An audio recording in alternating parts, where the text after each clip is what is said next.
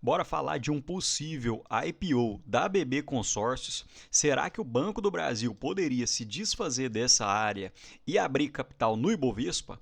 E já que hoje eu vou falar disso, tomei a liberdade já de fazer o ticker da BB Consórcios na Bolsa de Valores, que é a BBCO3. E você entraria nesse IPO? Nesse estudo vou te mostrar dividendos, ROI e alguns pontos de atenção que a gente teria que ter caso houvesse o IPO da BB Consórcios. Então bora pro vídeo. Então essa ideia de vídeo veio porque eu vi o Instagram do Investidor na Prática, em que ele listou 10 empresas que poderiam fazer o seu IPO em 2026 e dentre elas estaria a BB Consórcios. Outra empresa que eu sempre fico torcendo para fazer o IPO seria a Bradesco Seguros, que é uma parte do Bradesco que é extremamente rentável, mas vamos deixar para falar sobre isso num próximo vídeo. Então, antes de mais nada, o porquê que foi ventilado esse tipo de informação foi justamente porque no Banco do Brasil Day, o próprio vice-presidente financeiro, Giovanni Tobias, falou, abre aspas, é uma parte da nossa estratégia, ele está falando sobre o IPO da BB Consórcios, mas ele nos diz que isso não significa que não iríamos considerar um IPO em consórcios, visto que é um negócio altamente lucrativo e que sabemos que o mercado amaria ter um pedaço dessa empresa. Não é uma decisão nossa, mas dos acionistas, e não está em nossa estratégia de curto prazo. Então, basicamente, ele falou que por agora isso não iria acontecer, mas no momento propício eles considerariam fazer esse IPO. E muitos investidores nunca abriram o site de RI da empresa em que eles investem, e no site de RI é onde você consegue achar o tesouro, porque eu tenho certeza que muitos investidores do Banco do Brasil não conhecem o tamanho do conglomerado da empresa.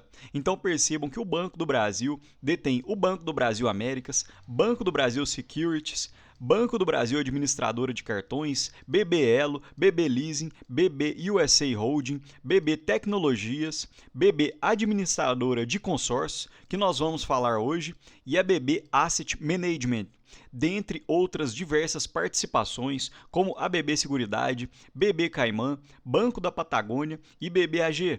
Isso porque eu coloquei apenas algumas empresas do conglomerado e o Banco do Brasil ainda é muito maior do que isso. Então, a título de conhecimento, hoje a BB Consórcios detém a maior fatia de mercado do Brasil, então hoje seria a maior nesse quesito. E no terceiro TRI de 2025, o Banco do Brasil destacou nas suas receitas de prestação de serviço que as taxas de administração de consórcios cresceram no trimestre 6,3% e olhando no acumulado de 2025, cresceram em cerca de 18,7%.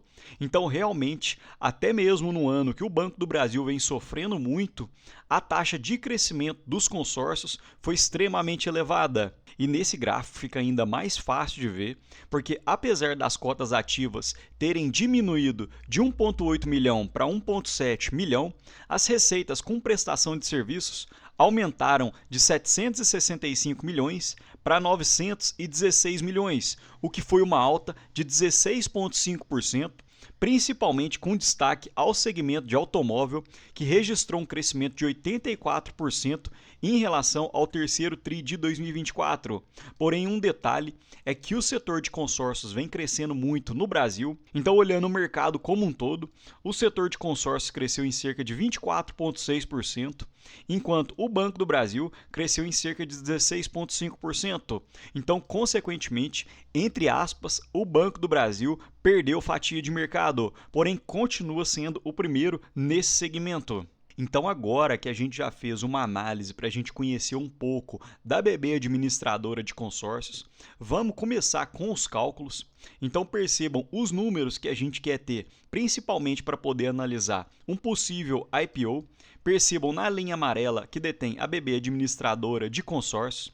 O capital social é de cerca de 727 milhões, patrimônio líquido ajustado de 1,6 bi, o lucro líquido no acumulado de 2025 foi de 1,28 bilhão, E a quantidade de dividendos que foram repassados ao Banco do Brasil foram de 740 milhões. Então, apenas a título de curiosidade, dos dividendos totais das subsidiárias do Banco do Brasil, a BB Consórcios representou cerca de 12,5%. Então, além desses números, a gente precisa de ter uma base de comparação para poder fazer alguns cálculos. Então, eu fui pesquisar se hoje havia alguma outra empresa de consórcio listada na B3.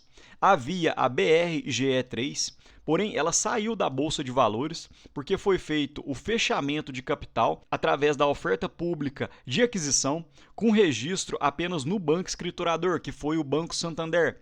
Então hoje a gente não tem nenhuma outra empresa de consórcios listada na B3. E só para se ter uma comparação, percebam que esse ticker BRGE3, que foi a consórcio alfa de administração, entre 2018 e meados de 2024, que foi quando ela saiu da bolsa, ela teve uma alta de 238% e ela era cotada por altos PLs, ou seja, altos indicadores. Em alguns anos foi cotado até mesmo a 22, 24, 33 de preço sobre lucro. Mesmo tendo um ROI baixíssimo, na casa dos 3,58, uma empresa extremamente endividada.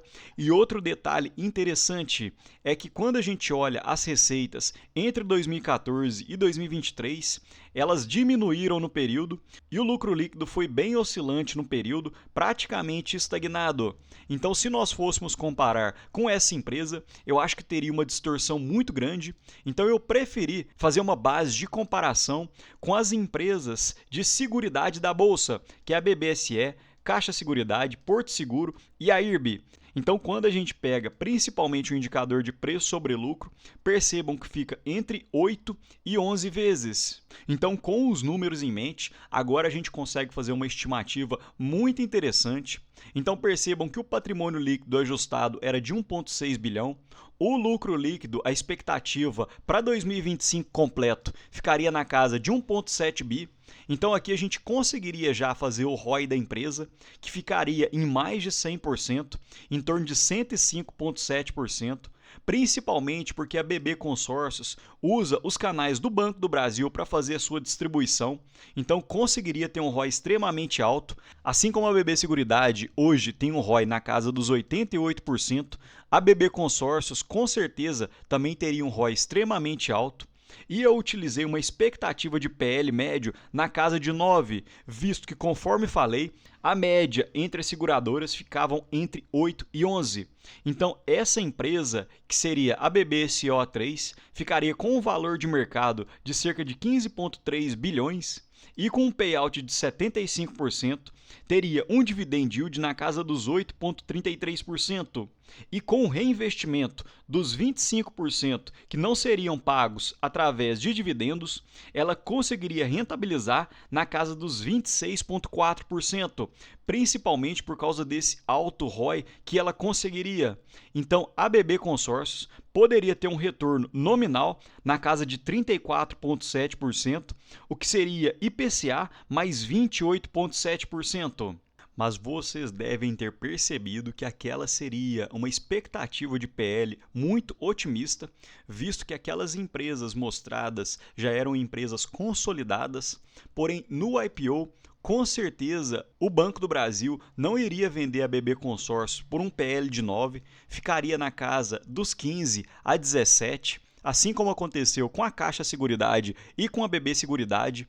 Então, com esse PL de 17, a expectativa de dividend yield seria na casa dos 4,4%, e com os mesmos 25% de reinvestimento, com esse ROI de 105%, conseguiria obter um retorno nominal na casa de IPCA mais 24%.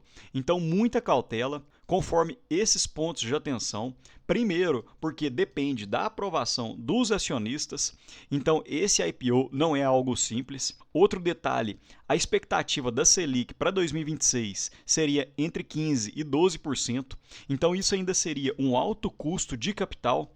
Então, normalmente, as empresas gostam de fazer o seu IPO quando a Selic está um pouco mais baixa, justamente porque, entre aspas, o dinheiro fica mais barato e ela consegue vender a sua empresa mais caro.